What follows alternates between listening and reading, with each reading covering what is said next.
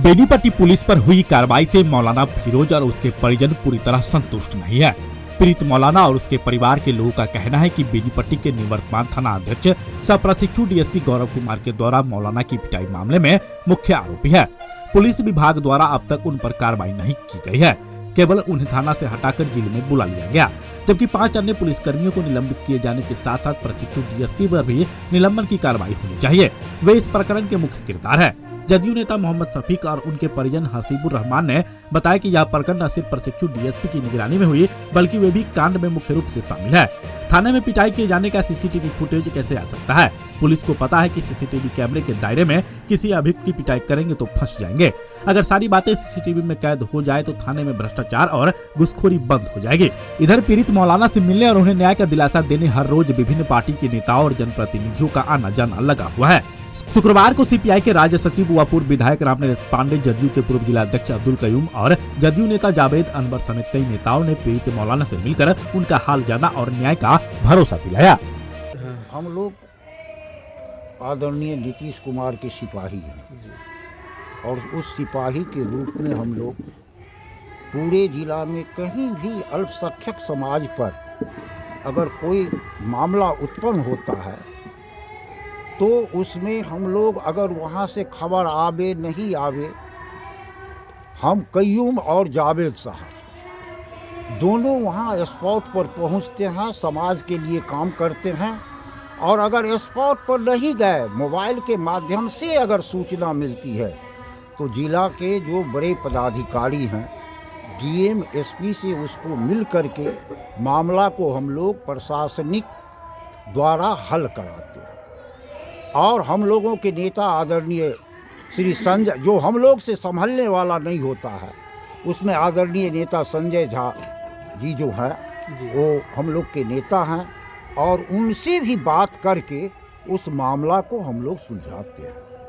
यह मामला कटैया का मामला जो डीएसपी प्रशिक्षक और वो दरोगा लोग जो किया था, उस मामला में हम लोग संजय बाबू से भी बात किए, एसपी से भी बात किए और उस मामला में एसपी साहब बहुत ईमानदारी पूर्वक तुरंत वहाँ से रिपोर्ट मंगा करके जांच का रिपोर्ट तुरंत जांच का कायम किया और जांच रिपोर्ट मंगा करके और ईमानदारी पूर्वक एसपी साहब ने उन सारे लोग पदाधिकारी को सस्पेंड किया और कार्रवाई होगी। जांच चल रही है, गहन जांच चल रही है और कार्रवाई आगे भी होगी उन लोगों पर।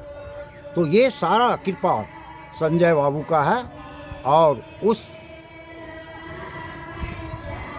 मामला का हम लोग को और जो न्याय होगा, उचित न्याय वो होगा। हम लोगों को भी संयम बरतना चाहिए और हम लोग प्रशासन से बहुत रिश्ता गहरा करके हम लोगों को चलना चाहिए ताकि प्रशासन भी ठीक रहे, हम लोग भी ठीक रहे। आप आरोप लगा रहे हैं जो थाने के इंचार्ज के रूप में जो प्रशिक्षु डीएसपी थे गौरव कुमार, उसके उन्हीं के जो है देख रेख में आपके साथ इतनी नाइंसाफी हुई है, मारपिटाई की गई है। वो खुद किए मारपिटाई, वो खुद किए हैं। जी जी। और उसके बाद बड़ी मन्नत समाज के बाद 25,000 रुपया रिश्वत छिपा के लेने के बाद तब मुझे छोड़ा गया। और उसके बाद एक पीआर बॉन्ड जो है, मुझे पीआर बॉन्ड बनाने के लिए और एक वीडियो बनाया गया, उसके लिए मुझे 5 से 7 मिनट उसी रूम के अंदर रटवाया गया कि तुम्हें क्या बोलना है, नहीं बोलना है, मैं तुमको बता रहा हूँ उतना बोलो, बोला डीएसपी साहब तुमको नहीं इतना मारेंगे, फिर मारेंगे तुमको। ये डीएसपी का कहना था। हाँ। ये सारा चीज जो है डीएसपी के देख रेख में और उन्हीं के द्वारा अल्टीमेट आप कह रहे हैं कि उन्हीं के द्वारा ऐसा किया गया। और भी उसके साथ जो उसके बॉडीगार्ड या पुलिसकर्मी थे उसमें शामिल थे।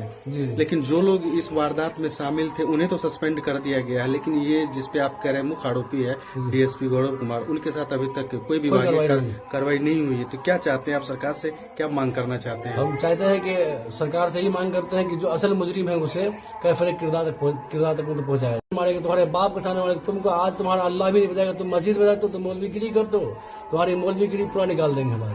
और साले को तुमको हम यानी तुमको पानी नहीं पीने, पानी मांगोगे तो इसके मुंह में डंडा कर देंगे। तो मतलब बहुत ज्यादा लफ्ज का प्रयोग किया। और पुलिस का मतलब क्या होता है, ग्रैंडफादर। पुलिस का मतलब क्या होता है, बोलो ग्रैंडफादर। ऐसा और जो भी पुलिस कर्मी में आते थे और एक थप्पड़ मेरे गाल पे मारते थे। तो बात इतनी हद तक बढ़ गई कि आपके जो ये मामले थे काफी बिहार में चर्चा का विषय बना और कई बड़े नेता, राजनेता, यहाँ तक कि नेता प्रतिपक्ष तेजस्वी यादव भी आपसे मिले और सरकार से जो एक प्रतिपक्ष नेता होने के नाते इंसाफ दिलाने के लिए आपको दिलासा भी दिलाया। और इस बीच उनके आने से पहले ही जैसे ही प्रशासन को पता चला कि तेजस्वी यादव इस बीच में आ रहे हैं, तो आनंद फानन में रात में ही जो एक प्रेस विज्ञप्ति जारी कर दिया गया कि 5 पुलिसकर्मी सस्पेंड कर दिए गए और जो ट्रेनी डीएसपी थे उसको यहाँ से हटाया गया है। तो क्या इस कार्रवाई से आप संतुष्ट हैं या और कुछ इसमें आप चाहते हैं कि कुछ हो? जी, मैं इस कार्रवाई जो हुई है उससे मतलब मैं फुल्ली तौर पर संतुष्ट नहीं हूँ, इसलिए कि असल मुजरिम तो जी, मैं उस दिन अपने ससुराल समय से आ रहा था और घटना की जानकारी पूरी दुनिया को पता है। और मैं जब पुल पर पहुंचा, कोहरा काफी था और पुलिस वाले ने जब आवाज दिया तो मैं कुछ दूर आगे बढ़ के गाड़ी को रोका। जब आगे रोका तो पुलिस वाले ने जो गौरव कुमार है, डीएसपी साहब हैं, एक लाठी हमारी गाड़ी पे मारा। तो मैंने कहा सर क्यों मार रहे हैं? तो जब कहा मैंने सर क्यों मार रहे हैं, तो मेरे गाल पर तमाचा मारा। उसके बाद मेरे दाढ़ी पकड़ के, बाल पकड़ के रोडी पर घसीट करके और डंडे से खूब पिटाई किया। मैं बेहोश हो गया। बाद में उन लोगों ने मुझे अपने 4 व्हीलर में डाल दिया और मैंने जब कहा कि मुझे एक कॉल बात कराइए तो न वहाँ पे बात कराया। और बाद में मुझे ये लोग कुछ देर के बाद, जब तक गाड़ी चेकिंग के बाद मुझे थाने पे लाए और लाने के बाद एक रूम के अंदर बंद करके रखा। और लगभग तकरीबन आधा या पौन घंटा के बाद, 1 घंटा के बाद, जो भी टाइम हो, उसके बाद गौरव कुमार डीएसपी साहब आए खुद और अपने पैर से एक लात मारा और उसके बाद मुझे गिरा दिए। उसके बाद दाढ़ी पकड़ के उसी तरह फिर दाढ़ी और बाल पकड़ते हुए, घसीटते हुए नुक्कड़ में ले गए। उसके बाद वो हाथ से, थप्पड़ से, मुक्का से, जैसे चाहा लात से, जूता से खूब पिटाई किए। और उसके बाद फिर दोनों हाथ, 2 हवलदार को बुला करके दोनों हाथ पकड़वा करके लाठी से वो कुटाई किया हमारे चुत्तर पर कि उसकी निशान पूरी दुनिया को पता है। और उसके बाद गौरव कुमार ने कहा कि इस मौलवी की मौलवीगिरी निकाल देंगे। कि किसी भी समाज में इस तरह की घटना नहीं हो, किसी भी थाना में इस तरह की घटना नहीं हो। अगर पकड़ाता भी है किसी तरह के, आप सूचित करें, वहाँ के जो इन्हें गिने लोग हैं उसको बुलाए, उसके सामने सारी बात रखे। अगर वाकई में दंडित लायक है तो उसको कानूनन दंडित दिया जाए। इसके लिए कहीं से भी किसी तरह की हम लोग इसमें गुंजाइश की बात नहीं है। कानूनन जहाँ तक बात है, हम लोग तो खुद ही हेल्प करते हैं। हम तो खुद ही जदयू के प्रखंड अध्यक्ष है। हम कहाँ सरकार से बाहर है? हमारी सरकार है। हम तो मांग करते हैं और हम तो ये भी कहते हैं कि समाज में किसी तबके का लोग हो, किसी के साथ इस तरह की घटना नहीं हो। इसमें जात पात, ऊंच नीच नहीं देखना है। समाज का जो एक सिस्टम है, समाज का जो एक रीति रिवाज है, उससे बाहर नहीं जाना चाहिए पुलिस को भी। हमने तो सीसीटीवी कैमरा के सामने किसी को पीटा जाता है, ऐसा संभव है? मारने की जो जगह बताया जाता है कि ये बगल में लेकर के जा करके मारे हैं। जो घूस लिए हैं वो, उसमें एक कमरा है जिसके हाथ से दिया गया, उसको पकड़े और ले जाकर के दिखा दे कि कहाँ पे दिया गया, वो ड्रो में लिया। तो फिर इसमें सीसीटीवी कैमरा कहाँ से आता सर कि उसके सामने नहीं मारे हैं? जब मारे नहीं तो इतना बड़ा इसके जख्म कैसे हो गया? बिल्कुल। और 9 बजे सुबह में उठाए हैं और 9 बजे रात में छोड़े हैं। 12 घंटा वो अपने अंदर रखे हैं। तो 12 घंटा जो अपने अंदर में रखे हैं, क्या सीसीटीवी कैमरा के अंदर सामने रखे हैं 12 घंटा? वो हमको दिखा सकते हैं? थाना में जिस टाइम में एंट्री लिया है, क्या वो सीसीटीवी कैमरा के सामने ही रखा है? यह अगर प्रूफ निकल जाता है कि जब से हम लाए हैं थाना में और उस टाइम का पूरा सीसीटीवी कैमरा के अंदर में हम रखे हैं, तो हम लोग वहाँ, हम तो खुद ही सक्षम है कि इस तरह की वीडियो अगर हमको दिखाते हैं, सीसीटीवी कैमरा दिखाते हैं, तो हम नीतीश जी से आग्रह करते हैं कि वो अपना किसी भी मंत्री को ला करके यहाँ दे। हम इस बात को जो है एकदम सक्षम से मानेंगे। यार होगा, जेल जाएगा, हम लोग का घबराने जैसा बहुत सारी बात हो गया। लास्ट में जाकर के सुधांशु शेखर विधायक हरलाखी का हम उनसे संपर्क किया तो सर बोले कि हम अभी दिल्ली में है।